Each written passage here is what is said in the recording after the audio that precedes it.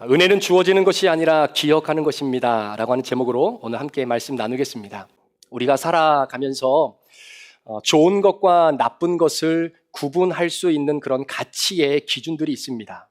예를 들면 내가 누군가로부터 돈을 받고 다른 사람의 목숨을 살해하는 청부살인업자들이 하는 일들은 다 나쁜 일이고 악한 짓입니다.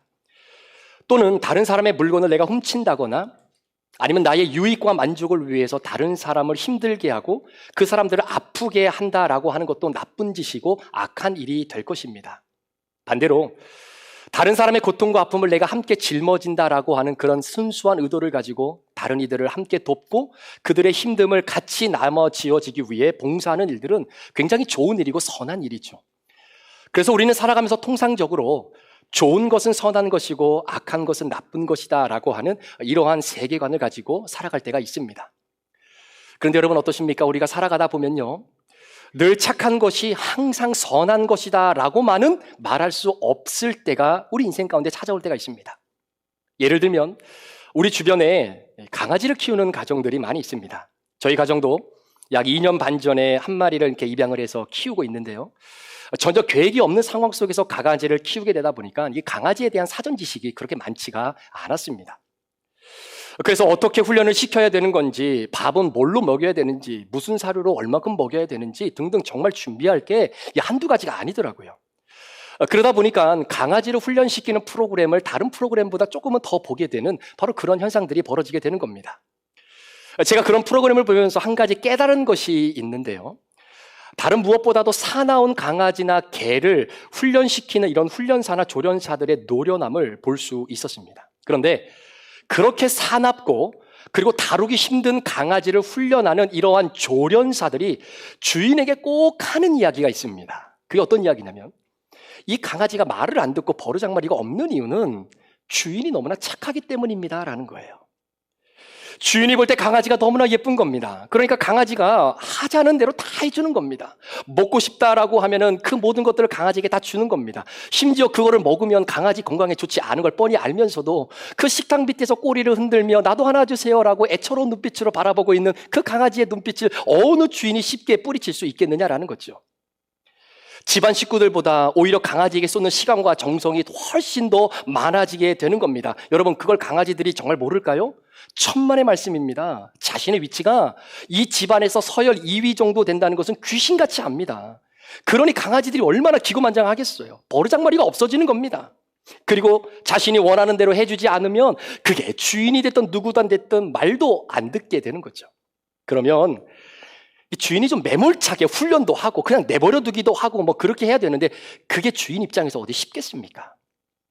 버르장머리 없이 행동하고 자기 기분에 안 맞으면 집안에 있는 거 다 물어뜯어도 그냥 강아지가 주인 볼 때는 너무나 예쁘고 귀여운 거예요.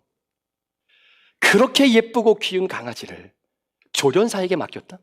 훈련하는 사람에게 맡겼다? 여러분, 이 말은요, 주인 입장에서는 이제 할 만큼 했다라는 겁니다. 한계치에 도달했다라는 이야기겠죠. 여러분, 조련사는 주인하고는 완전히 다른 사람입니다. 강아지들이 이걸 또 귀신같이 알아요. 그래서 처음 조련사를 대할 때에 강아지와 이 조련사 사이에 보이지 않는 기싸움이 있습니다. 이때 주인이 보기에 진짜 너무하다 싶을 정도로 훈련사들이 강아지의 귀를 확 죽여놓을 때가 있어요. 그러면 기 죽은 그 강아지를 보면서 주인들의 마음은 굉장히 마음이 아프고 서글프고 눈물이 글썽글썽 거릴 뿐만 아니라 심지어는 눈물을 펑펑 쏟아내는 그런 주인들도 가끔 카메라에 잡히는 것을 보일 때가 있습니다. 세상에 이처럼 착한 주인이 어디 있겠어요? 주인은 착합니다. 주인은 선한 주인이에요. 그런데 주인의 착한 그 심성 때문에 강아지가 사나워지는 겁니다. 주인의 착한 심성 때문에 그 강아지로 하여금 다른 사람이 피해 볼 수도 있다는 거예요. 훈련을 시켜야 되는데 강아지가 힘들고 아파할까 봐 훈련을 제대로 못 시키는 겁니다. 여러분 보세요. 훈련의 목적은 결핍과 사랑입니다. 강아지를 너무나 사랑해서 하나라도 더 주고 싶지만 훈련을 위해서는 주고 싶어도 결핍을 느끼게 해야 될 때가 있는 거예요. 아니, 어느 주인이 강아지가 힘든 것을 보면서 좋아할 주인이 어디 있겠습니까? 그러나 강아지를 위해서 힘들게 해야 될 때가 있다는 겁니다. 이것이 훈련이에요. 그래야 그 훈련을 통해서 개는 개다워지는 것이고 개 스스로가 내가 사람이 아니구나 라는 것을 깨닫게 되는 겁니다. 사랑하는 여러분, 착한 것은 좋은 것입니다. 착한 것은 선한 것입니다. 이것이 잘못된 논리라고 이야기된 것이 아닙니다. 그러나 때로는 그 착한 것이 반드시 선한 것이 되지 않을 수도 있다라는 거예요. 한 걸음 더 나아가서 전능하신 하나님 앞에 오늘도 살아가는 저와 여러분은 철저하게 타락한 죄인입니다. 그런 전적인 타락의 죄인들의 심령 속에도 선함이 있어요. 착함이 있다라는 겁니다. 그런데 그 선함과 착함도 심지어는 하나님 앞에서는 악한 것입니다. 그래서 사도 바울이 로마서 7장 18절에 그 의미를 이렇게 설명하고 있는 겁니다. 내 속 곧 내 육신에 선한 것이 거하지 아니하는 줄을 아노니 원함은 내게 있으나 선을 행하는 것은 없노라. 이처럼 선한 것이 항상 옳은 것이고 좋은 것이 될 수 없는 것처럼 여러분 망각이라고 하는 거 있잖아요. 내가 잊어버린다라고 하는 것, 이것도 같은 논리로 한번 바라볼 수 있을 것 같습니다. 우리가 인생을 살아가면서 무엇인가를 잊어버릴 수 있다는 것이 얼마나 큰 축복인지 모릅니다. 만약에요, 여기 부부 생활 가운데에 남편이 아내로부터 들었던 말과 아내의 모든 실수를 남편이 지금까지 다 기억하고 있다고 한다면, 반대로 아내의 입장에서 남편이 아내에게 했던 그 말과 모든 실수를 아내가 지금까지 기억하고 살아가고 있다고 한다면 죄송하지만 여기 안에 부부의 커플로 지금까지 유지할 수 있는 부부가 과연 몇 커플이나 될까요?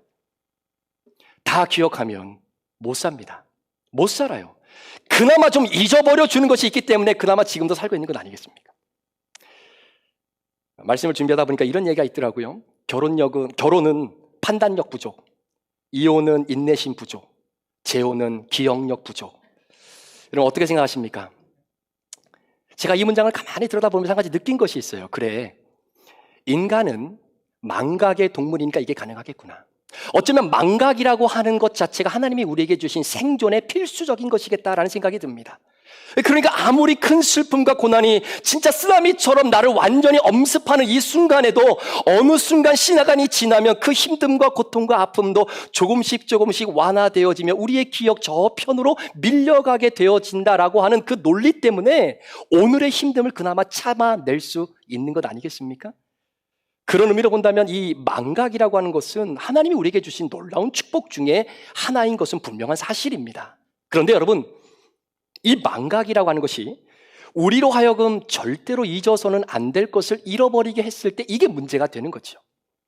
그래서 망각이 축복이면서 동시에 저주가 될 수 있고요. 내가 좀 잊었으면 좋겠다라는 것을 잊어버리게 해주는 선한 기능의 측면에서는 망각이 우리에게 축복으로 다가오지만 잊어서는 안 될 것을 잊어버리게 만드는 망각의 기능에 있어서는 우리에게 저주로 임할 때도 있다는 겁니다. 자, 이 컨셉을 가지고 오늘 본문 말씀을 여러분들과 한번 살펴보려고 합니다. 자, 현재 이스라엘 백성들은 약 1년 동안 모세를 통해서 교육 훈련을 받는 그런 상황이었습니다. 어떤 훈련이냐면요, 이제는 광야를 본격적으로 행진을 해 나갈 때에 앞으로 광야에서 우리가 어떻게 살아야 될지를 철저하게 1년 동안 교육을 받은 겁니다. 그 내용이 민수기 1장부터 10장까지 기록되어져 있는 내용이에요. 그 내용 안에는 각 지파별로 행렬의 대열은 어떻게 가야 되고, 누가 성막을 걷고 치고 그거를 운반할 것이고, 그리고 성막이 세워지면 그 주변으로 어떤 지파들이 진을 치고 할 것인지 세밀한 부분까지 모세가 이스라엘 백성들에게 교육 훈련을 잘 시켰습니다. 그리고 교육 훈련이 끝나고 난 이후에 이스라엘 백성들은 하나님 앞에 유월절의 제사를 드려요. 자, 유월절의 제사는 어떤 의미냐? 하나님께서 애굽에서 있었던 이스라엘 백성들을 구원해 주신 그 은혜에 감사한 마음으로 하나님께 예배드리고 제사 드리는 것이 유월절입니다. 그러니까 지금 이스라엘 백성들은 본격적으로 광야 여정을 출발하기 전에 우리를 구원하신 하나님의 은혜로 인하여 감사가 그들의 심령 속에 충만하게 채워져 있는 상황에서 레디 고 하고 광야를 나간 거예요. 나간 지 3일 만에 그들의 표현과 입술과 겉에 있는 행동으로 나오는 그 감정이 바로 불평과 원망이었습니다. 이유는 물이 없다는 거예요. 먹을 고기가 없다라는 거예요. 날씨가 너무나 더워서 한 걸음도 못 걸어가겠다는 겁니다. 반대로 날씨가 너무나 추워서 못 견디겠다라는 이야기입니다. 먹다 죽은 귀신 때깔도 곱다라는 말처럼 그냥 우리가 애굽의 노예로 살았으면 고기도 먹고 마늘도 먹고 부추도 먹고 싶은 대로 먹다가 그냥 그렇게 살다 죽으면 되는데 뭔 생고생한다고 우리를 거기서 끄집어내서 이 험악한 광야를 걷게 하느냐라고 입에 거품을 물면서 불평과 원망을 쏟아내기 시작하는 거죠. 좀 전에 망각이라고 하는 부분에 대해서 잠시 설명을 드렸지만 우리가 신자로서 택함 받은 하나님의 자녀로서 이 땅을 살아가면서 가장 위험한 것은 하나님의 은혜를 망각하는 것입니다. 여러분, 이 땅을 지금도 살아가고 있는 사람치고 하나님의 은혜를 한 번도 경험하지 못한 사람은 아무도 없어요. 그러니까 여러분이 지금도 내가 살아있다라는 것은 이미 내가 하나님의 은혜를 받고 살아가고 있다라는 것을 증명하는 것입니다. 이게 신자예요. 이게 택자예요. 이게 하나님의 자녀들이 삶을 해석하는 방법입니다. 그런데 그 수많은 은혜 가운데의 가장 큰 은혜는 예수 그리스도의 십자가로 인하여 나의 죄의 문제가 해결이 되고 나 대신 예수님이 십자가에서 내 죄를 죽이기 위해 완전히 죽어주셨던 그 예수님이 3일 만에 다시 부활하심으로 말미암아 그 예수님을 믿는 믿음으로 말미암아 나를 신자로 택자로 인정해 주신 그 구원의 은혜가 여러분이 지금까지 받은 은혜 가운데의 가장 큰 은혜임을 믿으시기를 축원합니다. 사랑하는 우리 성도 여러분, 여러분 그 예수님 믿으시잖아요. 여러분 구원 받으셨죠? 여러분 구원 받으셨습니까? 한 번만 더 하면 아멘이 안 나거든요. 여러분 구원 받으셨죠? 보세요. 여러분들이 받은 그 구원은요, 어느 누구도 취소할 수 없는 것입니다. 그렇기 때문에 문제는 내가 구원을 받은 것은 알겠는데 실제로 내 삶의 현장에서 그 구원의 확신을 누리지 못하고 살아갈 때가 훨씬 더 많지 않으세요? 내가 진짜 구원 받았나? 나 구원 받은 사람 맞기는 맞는데 여러분 이런 생각이 왜 자꾸 드는지 아십니까? 내가 구원받은 하나님의 자녀다라는 것은 확실한데 그걸 기억하지 못하고 살기 때문에 그래요. 망각하고 살아가고 있기 때문에 그렇습니다. 구원의 확신이라고 하는 것은 구원받은 사실을 기억하는 것으로부터 시작이 되는 거예요. 따라서 이 세상에 여러분들이 구원의 확신을 가지고 이 땅을 살기를 원하신다면 이미 나에게 베풀어 주신 하나님의 구원의 은혜를 망각해서는 아니 되는 것입니다. 내게 이루어진 구원의 은혜를 기억하는 은혜가 있기를 주의 이름으로 축원합니다. 거기서부터 구원의 확신이 나오는 거예요. 구원받은 택자의 삶은, 구원받은 신자의 삶은 그래서 하나님의 은혜의 공급이 끊어지면 죽는 겁니다. 내가 지금도 살아있다는 것은 하나님의 은혜가 공급되어지고 있기 때문입니다. 따라서 하나님께서 은혜로 나를 붙들어주고 계시는 그 순간까지만 신자는 사는 거예요. 그 은혜가 끊어지면 우리는 죽는 겁니다. 하나님의 부르심을 받는 겁니다. 그러기에 하나님께서 살아있음의 은혜를 끊어버리는 그 순간 우리의 숨은 멈추어지게 되는 것, 그래서 오늘도 호흡하며 살아가는 모든 것이 하나님의 은혜입니다. 이렇게 고백할 수 있는 것이죠. 그런데 참 희한하지 않습니까? 이것이 하나님의 은혜입니다. 하나님이 하셨습니다. 하나님이 저에게 은혜를 베풀어 주셨기 때문입니다. 이렇게 고백하면서 은혜 없이는 살아갈 수 없다라고 하는데 어느 순간 어느 시점에 다다라서는 나도 모르게 이 고백은 흔적조차 사라지고 오히려 하나님이 은혜를 베풀어 주셔서 가능했습니다 라고 하면서도 어느 순간 은혜를 잊어버리고 오히려 하는 말이 내가 열심히 했으니까, 내가 최선을 다했으니까, 내가 밤잠 안 자고 투잡 들이잡 뛰면서 내가 죽을 똥 힘쓰면서 열심히 살았으니까 가능한 것이지, 이것만 기억하더라는 거예요. 하나님의 은혜를 싹 잊어버린다는 거예요. 여러분 혹시 처음 내가 예수님을 만났을 때 하나님이 주셨던 그 은혜를 여러분 기억하십니까? 내가 처음 그 예수님의 은혜를 경험했을 때의 하루하루가 은혜의 연속이 아니셨나요?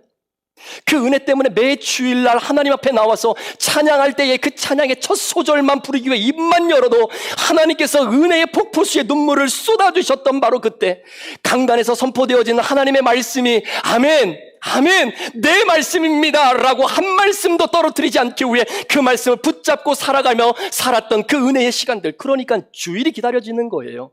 찬양을 부르고 싶은 열망이 생기는 겁니다. 그 간절함이 있었던 것 아닌가요? 그런데 그때 부어주셨던 그 놀라운 은혜들 지금 다 어디 갔습니까? 은혜가 출렁이고 출렁일 때는 어떤 사람이 나에게 이런저런 해도 나 같은 죄인 살리신 주의 놀라와 라고 찬양하면서 지냈던 그 시간들이 이제는 다 잊어버리고 내가 열심히 섬겼으니까, 내가 열심히 봉사했으니까, 내가 성경 많이 읽었으니까 내가 나를 생색내기 위한 신앙으로 혹시 우리의 신앙이 젖어 들어가고 있는 것은 아닐까요? 여러분 이유는 딱 한 가지입니다. 망각해서는 안 될 하나님의 은혜를 내가 잊어버리고 있기 때문입니다. 그러니까 이스라엘 백성들이 광야를 걸어가면서 불평하고 원망했던 이유는 딱 한 가지입니다. 여러분 한번 보세요. 이 세상에 어느 민족이 광야와 사막을 걸어가는데 물 걱정 없이, 여러분 먹을 음식 걱정 없이, 추위와 더위에 걱정 없이 그 험한한 그 사막을 지나가는 민족이, 그것도 4일도 아니고 4주도 아니고 4년도 아니고 40년을 그렇게 걸었던 민족이 이 세상에 어디에 있습니까? 그러니까 이스라엘 백성들은 40년 동안 광야를 걸으면서 그들이 했던 것은 뭐냐면 40년 내내 하나님이 주신 은혜만 한 몸으로 받고 지냈던 사람들이 이스라엘 백성들이에요. 그래서 하나님께서 약속의 땅 가나안 땅에 들어가 살게 될 그 백성들과 민족들에게 다른 것은 몰라도 이것은 꼭 기억해야 된다라고 하시면서 주셨던 말씀이 신명기 8장 11절에서 16절의 말씀입니다. 그게 저와 여러분들에게도 동일하게 주신 하나님의 말씀인데 어떤 단어가 반복되는지 보십시오. 내가 오늘 내게 명령하는 여호와의 명령과 법도와 규례를 지키지 아니하고 내 하나님 여호와를 잊어버리지 않도록 삼갈지어다. 내가 먹어서 배부르고 아름다운 집을 짓고 거주하게 되며 또 내 소와 양이 번성하며 내 은금이 증식되며 내 소유가 다 풍부하게 될 때에 내 마음이 교만하여 내 하나님 여호와를 잊어버릴까 염려하노라. 여호와는 너를 애굽 땅 종되었던 집에서 이끌어내시고 너를 인도하여 그 광대하고 위험한 광야 곧 불뱀과 전갈이 있고 물이 없는 건조한 땅을 지나게 하셨으며 또 너를 위하여 단단한 반석에서 물을 내셨으며 내 조상들도 알지 못하던 만나를 광야에서 내게 먹이셨나니 이는 다 너를 낮추시며 너를 시험하사 마침내 내게 복을 주려 하심이라. 무슨 말씀입니까? 나에게 새로운 은혜를 달라고 기도하기 전에 내가 이미 너희들에게 준 그 은혜를 잊지 마. 새로운 복을 달라고 애쓰기 이전에 이미 너희에게 준 그 복을 받아 세워봐. 내가 네 자녀들과 네 남편과 아내와 이 프리치 교회에 내가 너희들에게 허락했던 놀라운 은혜를 잊어버리지 말고 좀 기억 좀 해봐. 이렇게 말씀하고 계시는 거예요. 그러니까 정답이 나오더라고요. 제가 불평하면서 살았던 이유, 여러분들도 불평과 원망하면서 살았던 것은 받은 것이 없기 때문이 아니라 이미 받은 것을 잊어버렸기 때문이에요. 은혜를 못 받아서 불평과 원망이 나오는 것이 아니라 이미 여러분들에게 있는 은혜를 잊어버리고 살았기 때문에 우리가 불평하고 원망했던 것입니다. 그러니까 여러분 회복이라고 하는 이 recovery, 회복이라고 하는 것 자체가 뭔가 새로운 은혜가 나에게 덧입혀짐으로 인해서 내가 회복된다라는 의미도 있겠지만 그러보다 이미 나에게 베풀어 주셨던 하나님의 은혜를 다시금 내 인생의 궤도 안으로, 내 신앙의 궤도 안으로 그 은혜를 소환해낼 수 있는 사람이 회복될 수 있는 사람이라는 거예요. 제가 증거를 보여드릴게요. 요한복음 마지막 부분에 보면 부활하신 예수님이 베드로를 만나는 장면이 나옵니다. 여기서 베드로는 완전히 실패한 인생의 대명사로 나와요. 그것도 예수님을 3번씩이나 본인이 부인했으니 얼마나 마음이 찢어지고 그 상처와 아픔이 아직 가시지 않은 상황에 이제는 하나님이 주신 은혜와 사명도 다 까맣게 잊어버리고 나는 그저 물고기나 잡으러 가겠다라고 하는 인생의 실패자의 그런 대표자입니다. 그날도 여느 때와 동일하게 베드로는 갈릴리 바다로 가서 배를 띄우고 그리고 그물을 던지죠. 그런데 아무리 그물을 내려도 고기가 안 잡히는 겁니다. 고기가 안 잡힐 수도 있죠. 여기 낚시 좋아하시는 분들, 낚싯대 던지면 무조건 고기가 물립니까? 안 잡히는 날도 있단 말입니다. 그런데 물고기가 안 잡히는 이것이 베드로에게는 얼마나 중요한 사건이 됐는지 모릅니다. 지금 부활하신 예수님은 육지에서 저 앞에 베드로가 하고 있는 모든 일들을 우리 주님이 보고 계시는 거예요. 그러면서 우리 예수님이 베드로에게 이렇게 이야기합니다. 베드로야, 그물을 배 오른편에 좀 한번 던져봐라. 그렇게 할 때까지만 하더라도 제자들은 그분이 부활하신 예수님이었는지 몰랐다라고 성경은 기록합니다. 여하튼 베드로는 예수님의 말씀을 듣고 배 오른편에 그물을 던졌더니 한 마리도 잡히지 않았던 그 그물에 성경의 표현을 빌리자면 물고기가 너무나 많아서 그 그물을 들어 올릴 수 없었더라, 이렇게 표현하고 있어요.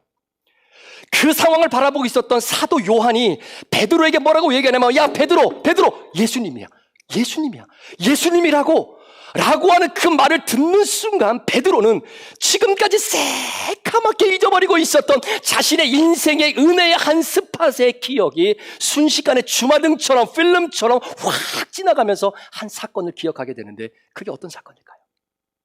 예수님이 베드로를 찾아와 만나주셨던 그 첫 만남의 사건이었어요. 그때도 동일하게 베드로는 밤이 새도록 그물을 내렸지만 고기를 한 마리도 못 잡았습니다. 그때 예수님께서 베드로에게, 야 베드로야, 저 깊은 데로 가서 그물을 한번 내려봐. 그러면 여러분 성경에는요, 주의 말씀에 의지하여 뭐 이런 표현이 나오는데 뉘앙스가 이런 겁니다. 아니 지금 이 시간에 깊은 데 가서 그물을 내리라고요? 내가 보니 당신 목수 출신이고 나는 어부 출신인데 지금 당신 나한테 가리키는 겁니까? 내가 밤새도록 그물을 던졌는데도 한마디로 못 잡았는데 지금 이 시간에는 깊은 데 그물 내리면 더 안 잡히는데요? 뭐 그래도 내 한번 던져보지요. 이 뉘앙스예요. 이 뉘앙스로 베드로가 깊은 데로 그물을 던졌는데 웬일입니까? 고기가 찢어질 만큼, 그물이 찢어질 만큼 고기를 잡은 거예요. 그때 베드로가 모든 것을 내팽겨치고 예수님 앞으로 달려가 무릎을 딱 꿇고 고백했던 것이 주님, 나는 죄인입니다. 나를 떠나십시오. 그때 예수님께서 베드로에게 너는 지금까지 물고기를 낚는 어부의 인생이었지만 지금부터는 사람을 낚는 어부가 될 것이다. 하나님 나라의 비전과 사명을 베드로에게 주셨습니다. 그걸 3년 반 정도 지난 그 시점까지 새까맣게 잊고 살다가 오늘 예수님께서 열어놓으신 이 연출된 이 세팅 안에서 베드로는 그 마음을 깨닫게 되는 거죠. 그 마음과 그 기억을 가지고 그 예수님, 육지에 있는 예수님 앞으로 열심히 달려갑니다. 그런데 웬일입니까? 육지를 갔더니 예수님이 베드로와 다른 제자들을 위해서 아침을 준비하고 계시는 거예요. 조그마한 숯불 위에다가 물고기와 떡을 올려놓고 제자들의 허기짐을 채워주기 위해 예수님이 조반을 준비하고 계시는데 예수님이 이런 말씀하십니다. 야, 너희들이 잡은 물고기 좀 가지고 와봐. 여러분, 예수님께서 숯불 위에 올려놓으신 그 물고기와 그 떡, 그 연출된 세팅을 통해서 예수님은 베드로로 하여금 또 한 가지의 은혜를 기억하게 하기 위한 예수님의 세팅의 연출이었습니다. 어떤 사건일까요?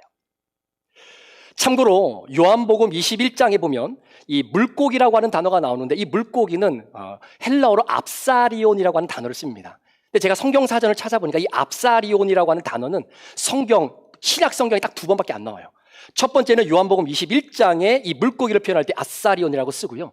또 한 번의 표현은 요한복음 6장에 기록되어 있습니다. 여러분, 요한복음 6장은 어떤 내용인지 아실 거예요. 바로 오병이어의 사건이 기록되는 사건입니다. 그러니까 예수님께서 수많은 사람들에게 하나님 나라의 복음을 증거하시고 그들의 허기짐을 채워주시기 위해 음식을 준비해야 되는데 음식이 없는 거잖아요. 그때 어떤 한 제자가 어린아이의 도시락을 가지고 나와서 뚜껑을 열었더니 보리떡 5개와 물고기 2마리입니다. 그 물고기 2마리가 압사리온이라고 하는 바로 이 단어예요. 근데 이 단어의 원래 의미는 small fish, 굉장히 작은 생선을 이야기합니다. 그러니까 어떤 학자는 그게 멸치 정도의 크기였던 생선이다 이렇게 주장하는 학자들도 있어요. 그러니까 이 물고기가 그렇게 큰 물고기가 아니었다라는 겁니다. 그렇게 물고기 2마리와 보리떡 5개를 예수님께서 하늘을 향해 축사하시고 그걸 제자들에게 나눠줬어요. 그리고 나서 제자들이 자신의 바스켓에 그것을 담아다가 수많은 사람들에게 직접 나눠주기 시작하는 겁니다. 보세요. 예수님께서 숯불 위에다가 그 떡과 그리고 그 물고기를 올려놓은 그 세팅을 보면서 예수님은 베드로로 하여금 이걸 기억하게 하시는 겁니다. 베드로야, 너 기억하니? 그 광활한 들판에서 그 작은 아이가 가지고 왔던 물고기 2마리와 보리떡 5개, 그 압사리온, 그때 내가 그 생선, 그 압사리온과 그 떡을 사람들에게 직접 나누어줬던 사람이 너잖아. 네가 들고 있었던 바구니에 손을 집어넣으면 넣을수록 이 안에 있는 음식이 없어지고 고갈돼야 되는데 오히려 꺼내면 꺼낼수록 더욱더 풍성해지는 놀라운 은혜를 경험하면서 네가 겪었던 네 마음, 이분이 예수 그리스도시구나, 이분이 하나님의 아들이시구나, 야, 이분이 메시아구나 라고 네가 고백했던 그 믿음의 고백 혹시 너 잊고 살고 있지 않니? 와, 예수님이요, 베드로에게 다시금 새로운 은혜를 주신 것이 아니라 이미 네가 갖고 있는 그 은혜를 기억해 하시고 소환케 하심으로 베드로를 회복시키는 거예요. 베드로야, 네가 나를 3번 부인한 것으로 네 마음이 심히 괴롭고 아프지? 괜찮아. 너는 이미 나로부터 받은 은혜가 너무나 충분해. 그러니까 그 무너진 마음 다시 회복시켜 달라고, 새로운 은혜 달라고 기도하지 말고 이미 내가 너에게 베풀어준 그 은혜들을 기억하기를 바래. 사도 바울의 육신에 가시가 있었습니다. 이 가시를 제거해달라고 3번이나 사도 바울이 기도했습니다. 근데도 우리 부활의 주님이 뭐라 말씀하시던가요? 네 은혜가 네게 족하다. 네가 이미 받은 은혜로 충분하다는 말씀을 정리합니다. 저는 연초가 되면요, 우리 신청하신 우리 성도님들에 한해서 가정과 사업체에 신방을 갈 때 작년 연말에 올해를 위해서 기도 제목을 써주셨던 기도 제목 카드를 가지고 갑니다. 보통 성도님들이 2023년도 연말에 기도 제목을 이렇게 적어서 제출을 하시죠. 2024년도 올 한 해. 하나님 이런 기도 제목이 있습니다. 그런데 죄송하지만 어떤 분들은 그렇게 적어놓고 내가 뭘 적었는지 새까맣게 잊고 살는 분들이 꽤 많아요. 웃으시는 분들은 다 주인공들이십니다. 저한테 오세요. 제가 다시 드릴 테니까 잘 보시고.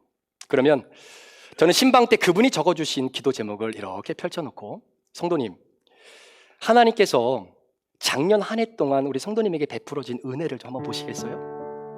나는 새까맣게 잊고 살고 있었지만 하나님은 한시도 잊지 않으시고 그 기도의 응답을 허락해 주기 위해 우리 하나님이 뛰고 달렸던 은혜의 흔적들을 한번 보십시오. 그러니까 이미 우리 성도님은 하나님의 은혜를 너무나 충만히 받으셨습니다.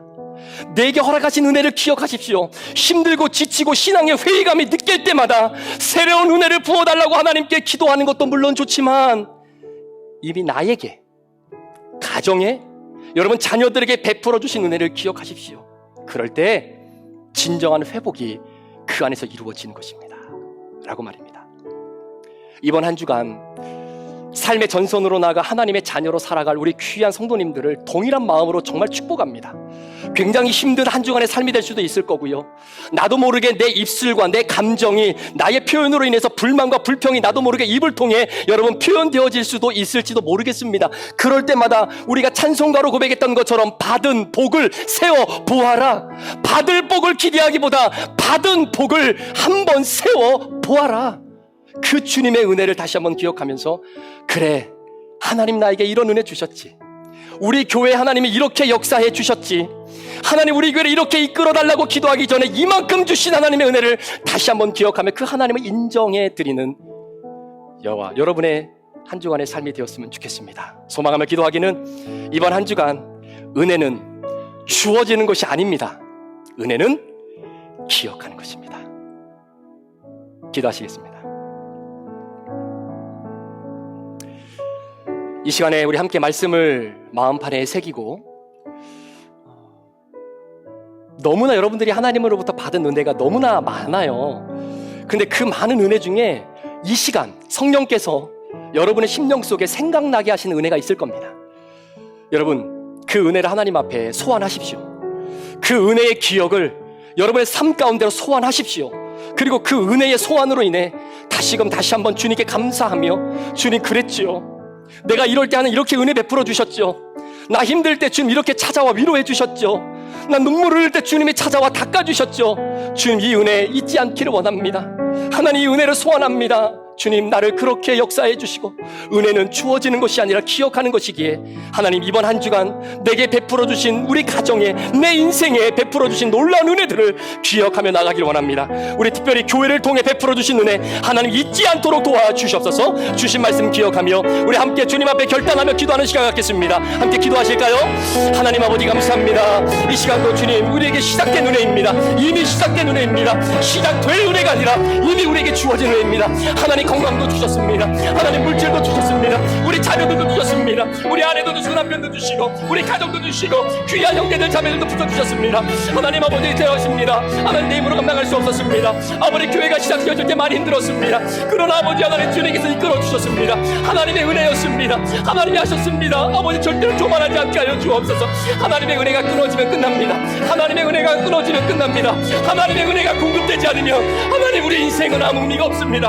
하나님 도와주십시오. 하나님의 은혜를 망각하지 않게 도와주옵소서. 은혜는 주어지는 것이 아닙니다. 하나님 은혜는 기억되어지는 것입니다. 하나님 아버지 이번 한 주간 우리 사랑하는 성도들 아버지 주님의 은혜를 기억하며 하나님 감사합니다. 하나님 감사합니다. 하나님 우리 교회를 이끌어 주셔서 감사합니다. 주님 앞에 고백하며 나아가는 우리 귀한 아버지 믿음의 성도들의 삶이 될 수 있도록 우리 하나님 인도하여 주시길 원합니다. 이미 시작되어진 주님의 은혜를 찬양합니다. 하나님 우리 안에 이미 허락되어진 은혜를 주님 앞에 다시 한번 고백하는 귀한 한 주의 삶이 되게 도와주시옵소서. 성령께서 역사해 주시길 원합니다. 하나님 인도하여 주시옵소서. 우리 믿음의 고백을 가지고 우리 같이 한번 찬양합니다. 시작됐네 주님의 은혜가 시작됐네 우리 주님의 능력이 나의 삶을 다스리고 새롭게 하네 자유하네 죄와 사망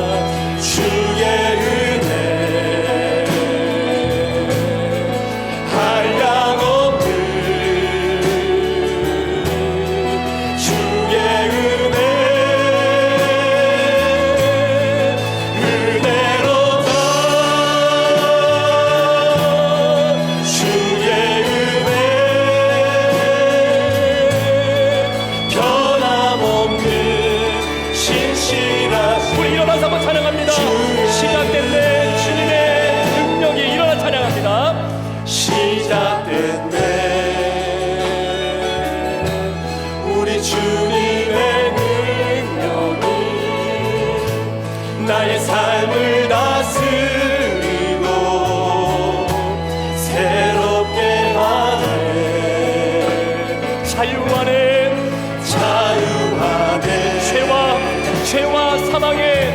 죄와 사망으로부터 나의 삶을 떠나보다 충만하네. 선포합니다. 은혜로다 주의 은혜 한량없는 주의 은혜 은혜로다 주의 은혜 변함없는 신실하신 주의 은혜 은혜로다 주의 한량없는 주의 은혜 은혜로다 주의 은혜 변함없는 신실하신. 우리 마지막으로 한 번만 고백합니다. 주님의 은혜입니다. 주님의 은혜입니다. 주님의 은혜입니다. 은혜로다 주의 은혜 한량없는 주의 은혜 은혜로다 주의 은혜 변함없는 신실하신 주의 은혜.